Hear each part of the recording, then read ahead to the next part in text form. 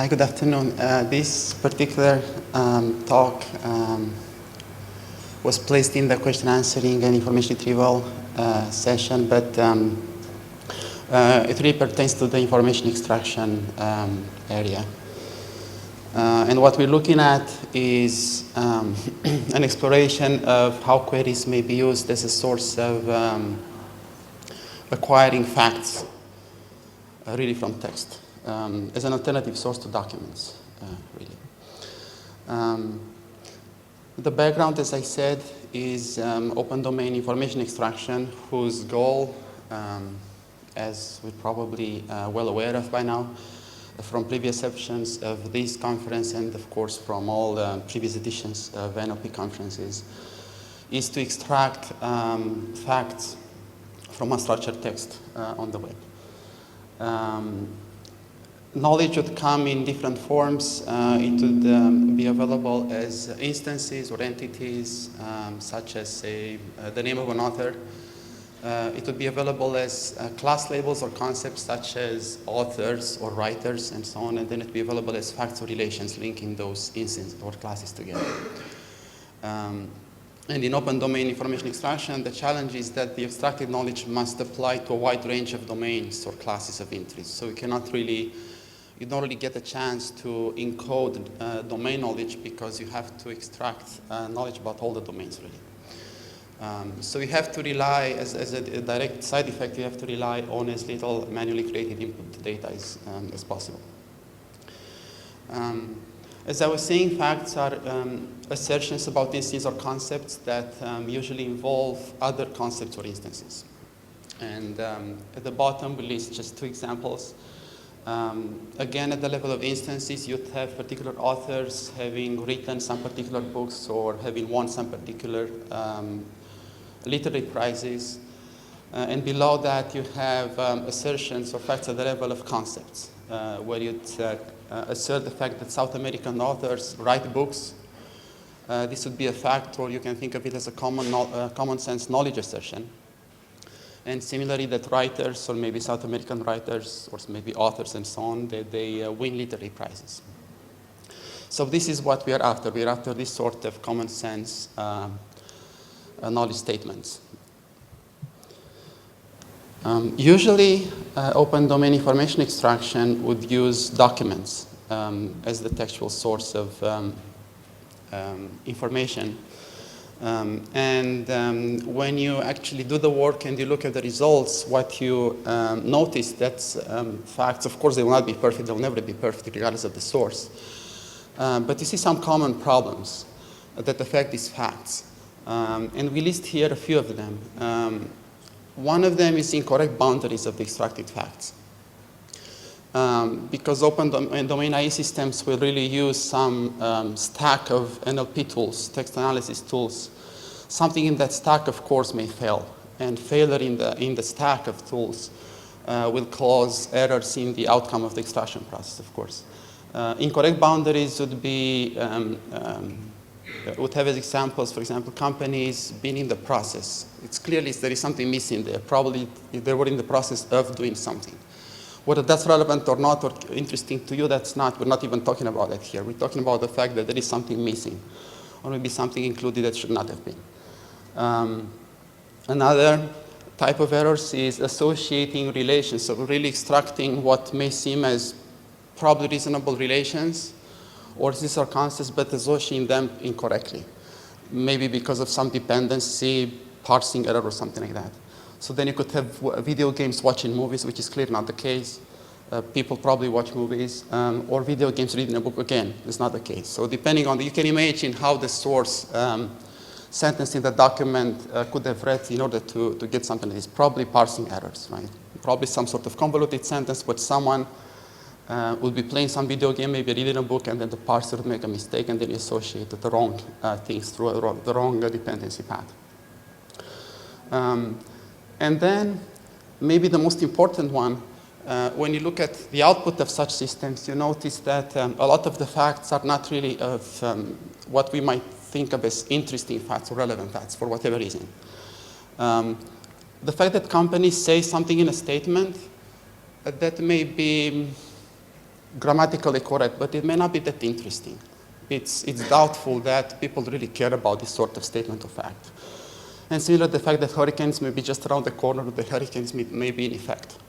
So even if we assumed, even if you all agree that these facts are grammatically correct, probably would also agree that facts like this are most likely not something that would be of immediate interest to most of us here in this room. And this is a result of the fact that documents are just expository text, unstructured text, expository text, people trying to convey ideas. Not all of those ideas are as important, equally important, and so a method that tries to extract information from those sentences, those documents, would really have to know what's more important and what's not. And sometimes frequencies would fail you, and common methods used in extraction would also fail you. Queries, therefore, are an alternative source for trying to go after this information. And what's interesting about queries is that, again, as we all know, these are requests of knowledge. So the presence of queries in a query log is an indication that someone somewhere in the world somehow cared about this piece of information. So when someone would submit this query, why is the newspaper written in columns? A side effect of this submission, of course, the person is requesting information. But a side effect is that the person is conveying some knowledge in the process, that it is likely possible that the fact that newspapers are written in columns is a fact that people care about somehow. And therefore, they submit queries about. And the same goes for how is a treaty ratified. In other words, the intuition is that if some fact is relevant for some class, then web users will eventually likely submit queries about that fact. And they will ask, for example, whether the fact applies or how the fact applies for some phrase descriptor denoting some class.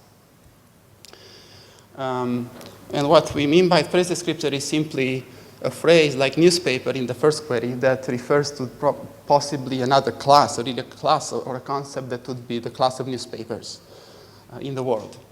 And this leads to a fact, so that the presence of the query, why is a newspaper written in columns, might allow you to infer that written in columns is a candidate fact, a possible fact for the class newspaper. And this is the intuition of these experiments.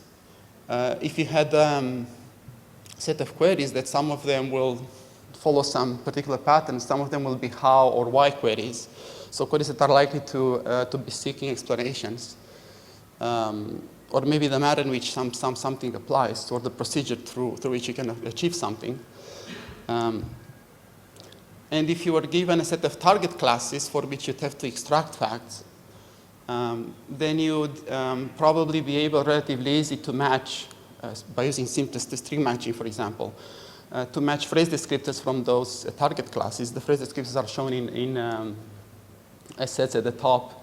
For example, actors might be a phrase descriptor for actor, nothing more complicated than that.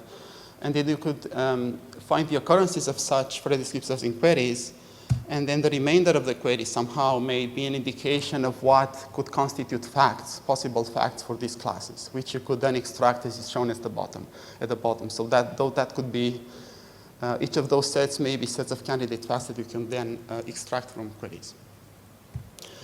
And as it was done previously in even in open domain information extraction work, one way to achieve this is simply to use some extraction patterns that are intuitive.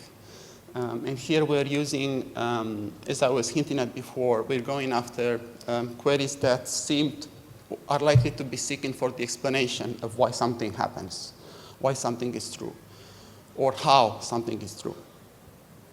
That something would be a phrase descriptor for a class, such that in the first row, company, for example, for companies, or planes, and so on for plane.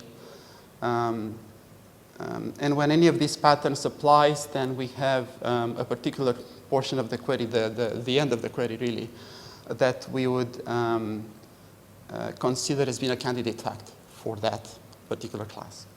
And once you do this over a set of queries, then you can aggregate, of course, over the class descriptors, and you would rank the extracted facts according to such that you would favor facts that are extracted for a particular class more times, but for any other classes fewer times.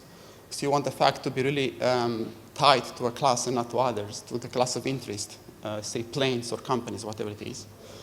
Or in case of ties, you can fall back to the sum of the frequencies of the queries from which you extracted its facts. For example, why does a company pay dividends? So that is a query that has been submitted for some number of times by web users, so you can fall back on that. This is about ranking facts for a given class. And in the experimental setting, we're using a sample of about 1 billion web search queries. In English, these are anonymized queries, and they are independent from one another. There is no session information. We don't care about it. There is no user data, nothing. It's just a string that has been submitted for some number of times in aggregate by web users. And as evaluation classes, we use 40 target classes. Each of them comes with manually selected class descriptors that are shown there. So we really have one class descriptor per target class. And the target class, the label like actor and aircraft, this is just for our use. The system does not use those labels. The system simply uses the descriptors, actors and planes and so on. And automatically, of course, the plural version of these phrases are converted into the singular form, and those are used as well by the system. And there are two experimental runs. One is facts extracted in the second run, RQ. These are facts extracted with this method, and the other method, the first one shown there, is a previous method proposed in literature, which runs over documents and uses a different set of patterns. This is work done by the University of Washington as part of their reverb system, which some people, at least here in the room, would be familiar with, or if not, if you're interested, then you can look that up later. And for evaluation, this is manually done again. You take a candidate fact and you'd manually annotate it with one of three possible labels, the fact being vital, or okay, or wrong for the given class. And we give here examples of different candidates facts that are annotated differently in this evaluation. There's been very good, really okay, or just bad. And once you do that, then you can easily compute precision as an average over the entire set of target classes. And what you see, of course, you see variation across classes. Different classes will perform differently for various reasons. But more importantly, what you see is that the facts extracted from queries are higher quality than facts extracted from documents.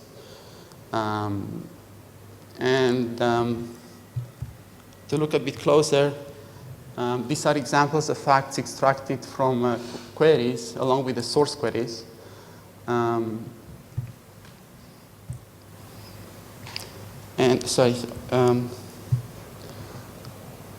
So you can see, just something to note here, you can see how different types of patterns would provide similar kinds of facts, like how queries would provide some facts, while queries would provide some facts, so they are both useful. We'll look a bit later at how productive these patterns are relative to one another. If you look at the facts extracted from documents with the previous method versus facts extracted from queries here, then you start really getting a glimpse at how this is really better than documents, whether it is better, and possibly why. So first of all, what we see, this is not about what's better or not. What we see is simply a phenomenon that would affect all the facts studied by all open domain information systems or methods out there, which is facts extracted from text may take different forms even though they are semantically equivalent. And you do expect that, and you do see that here. These underlined candidate facts, probably we would agree that they are semantically equivalent, or at least near equivalent. They're expressed differently, but they're probably equivalent. And it might be useful down the line, depending on the application, to actually detect this class of equivalences and put these facts together whenever they are semantically equivalent. This is not the scope of this work. And this is not something that affects this particular work. It's something that would affect and would help any facts extracted by any method from text. Something else to note is that, of course, there are errors. And this one in particular, shown here, is an error coming from the query, why does the actor, something like, why does the actor jump out of a window in Times Square, which is really a joke. So of course, these patterns are not foolproof. Like, no, just as no method is foolproof. What may seem to be a question in the query log really may not be a question. It may just be the hint of a joke. And then, if that's the case, then of course what you extract is not really a fact. It's something that is bad. Of course, similar phenomena happen in documents. What you seem to extract, what you think you extract, what you think of as a fact, of course, may not be something very relevant. As you see that at the top, you see many examples of that. For a different class, we could again look at facts extracted by the two methods. And what we note at the bottom again, no tire pressure queries. This is not surprising after all. Because queries are typed by many people in sort of informal, rushed way sometimes. The resulting candidate facts may be thought of as being somewhat informal. Because cars do not know tire pressure. It does hint at the fact that cars may have tire pressure that can be monitored, but expressing it this particular way seems to be too informal. And you do get this in the output. And when it comes to pattern productivity, the why and the how patterns are both useful, but when you look between the two, when you really compare the relative coverage, what you see is that one of the two patterns is more productive than the other. And this really has to do with the fact that one type of queries, the why queries versus how queries, just occurs more often in query logs than the other one. And because that happens, of course, you'd have more candidate facts extracted by one, but not the other. Which will show in the relative coverage of the two patterns. And another quick experiment that we've done, we just wanted to look what would happen if you increased the number of phrase descriptors. So if you increased the number of ways in which a target class is known to appear somewhere in text. And for that, we collected synonyms and hypernyms from WordNet. So going sideways and down from a given phrase descriptor from the input, and then we intersected that with a set of distributionally similar phrases available for each of the phrase descriptors again. And for the class after, for example, this gives actresses, comedians, players, and film stars, and a few others, in addition to the original phrase descriptor, which is only actors for the class actor. Something to note, the presence of players here seems a bit noisy. And again, you expect this. This is done automatically. So of course, some of the automatically produced phrase descriptors will be incorrect. And they probably lead to worse results. And you do see that happening. When you measure precision over this set of phrase descriptors, you do see precision coming down and the coverage going up. This is exactly what you'd expect to see happening. Whether this is acceptable or not are going to depend on the application. Since we're talking about precision, I just wanted to point out that some of us may think of open domain AI, depending on the methods, experiments, and so on. Sometimes it seems that the results that you are getting from text automatically are quite good. That may not be the case, actually, when you dig a bit further.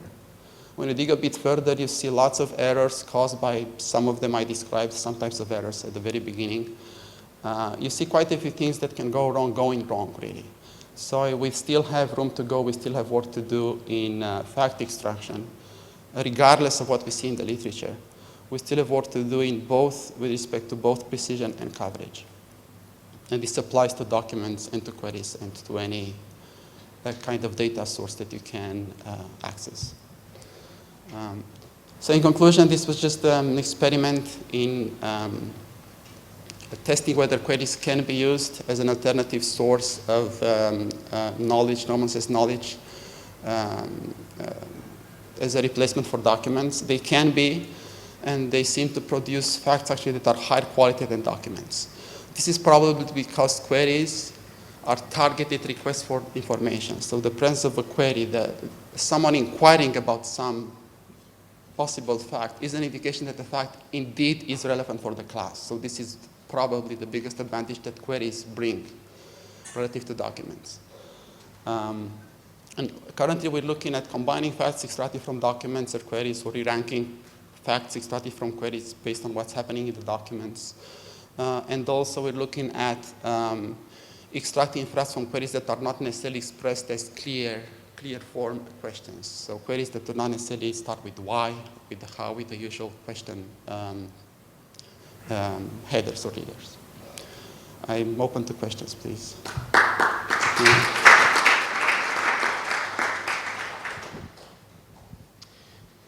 Any questions from the... There's one.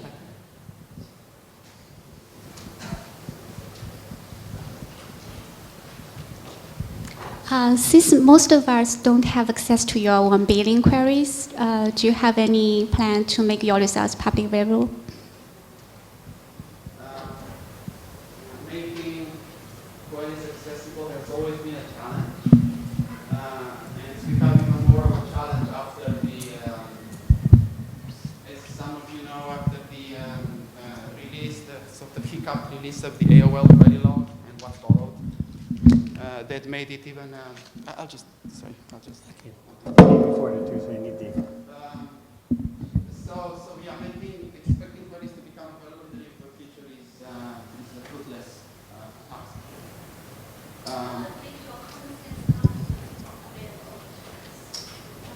task. The commons, yeah. Oh, that's easier in the sense that everything that, all the work that seems promising and seems useful, if it does become useful, that it becomes part of the knowledge graph. And then people from outside will get access to it that way. The whole process is a challenge because of precision requirements and so on. And this applies to all the work that happens in that area. You have to extract facts at precision that's probably higher than what's available out here. So you have to impose a lot of constraints that otherwise in research work we may not think of. But eventually something that's valuable and works well will trickle through in the form of knowledge that will be available in the knowledge graph and then available to the outside world. Another question? So this is just a clarifying question, I guess. I missed how many of the extract relations you picked for evaluation. So how big is your evaluation set? In the evaluation set, we have a set of 40 target classes. And these are classes that were used in previous work. That's why we use them again. So how do you actually calculate it? Recall, there is no absolute recall number, precisely because you don't know what the complete set is. Yeah, and again, that's a challenge in open domain AI in general. Most of the time, you do not have access to the complete set of correct items in the task that you're trying to solve in information extraction, and therefore most of the time you cannot compute absolute coverage. So the coverage numbers that I pointed at were just relative coverage numbers. How many facts, how many candidate facts to extract with some pattern, some kind of pattern versus the other. You don't know what the complete set would be, so it's only relative.